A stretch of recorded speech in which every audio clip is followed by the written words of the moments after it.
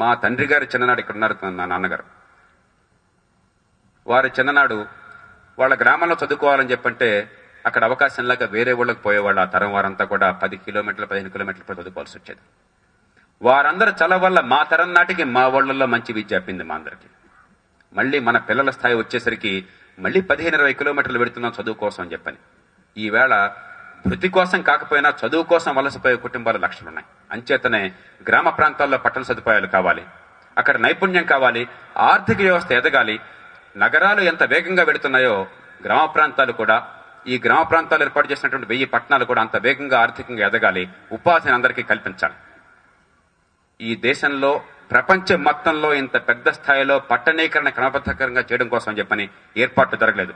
తొలిసారిగా ఆ సాహసాన్ని లోక్సత్తా పార్టీ ఈ రాష్ట్రంలో చేయబోతున్నారు.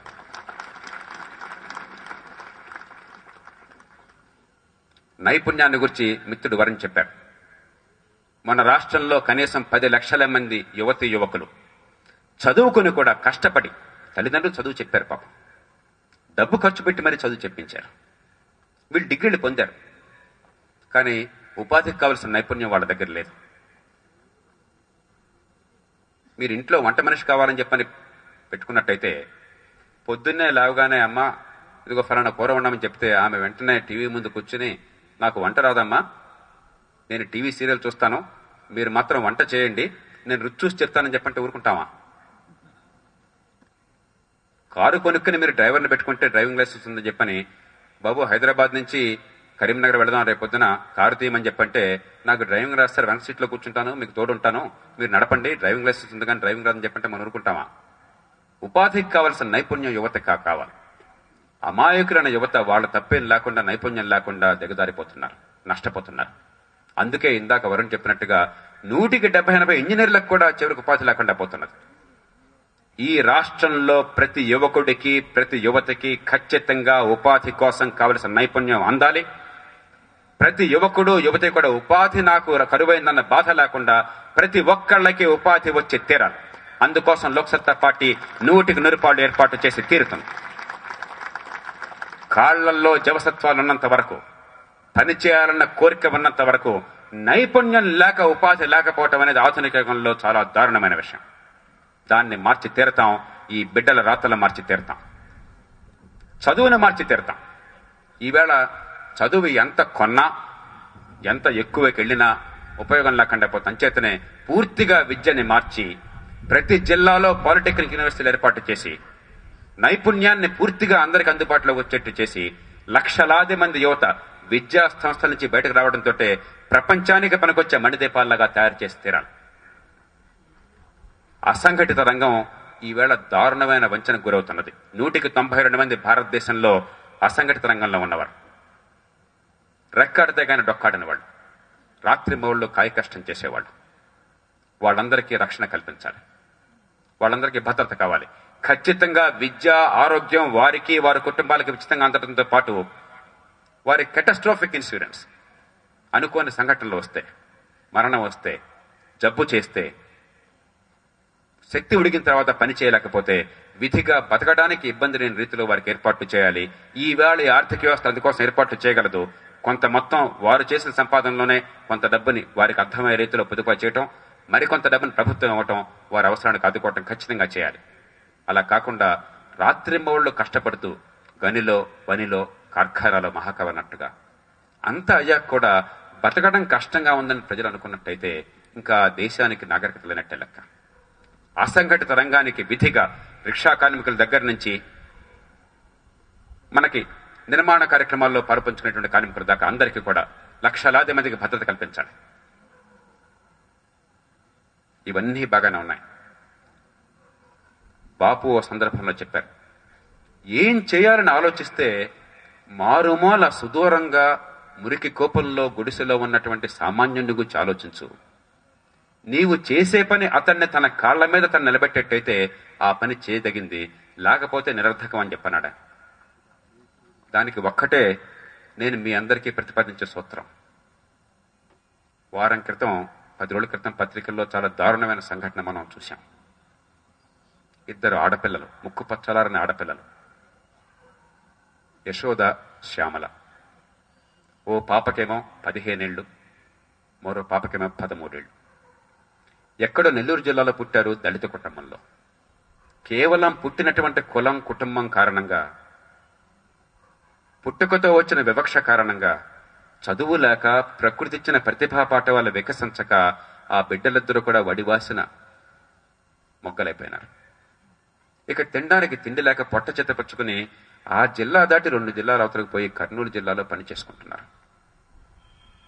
ఊహించండి, 13 ఏళ్ల పిల్ల మన ఇంట్లోంచి ఒంటరిగా తోడు లేకుండా 100-200 కిలోమీటర్ల దూరం వెళ్లి సొంతంగా పని కోసం వెళ్లాల్సిన పని వచ్చిందని చెప్పంటే ఏమవుతున్నాను. అక్కడికి వెళ్ళాక అక్కడ పత్తి చేలల్లో బాల కార్మికులుగా పనిచేస్తున్నారు ఇద్దరు. సరే, మంచి చెడు కనీసం తినడానికి తిన్న దొరుకుతుంది, అన్యాయం అన్నా అనుకున్నాం. కానీ ఈ దేశంలో మహిళలకి మరుగుదొడ్లు కూడా లేవే 60 ఏళ్ల స్వతంత్రం తర్వాత.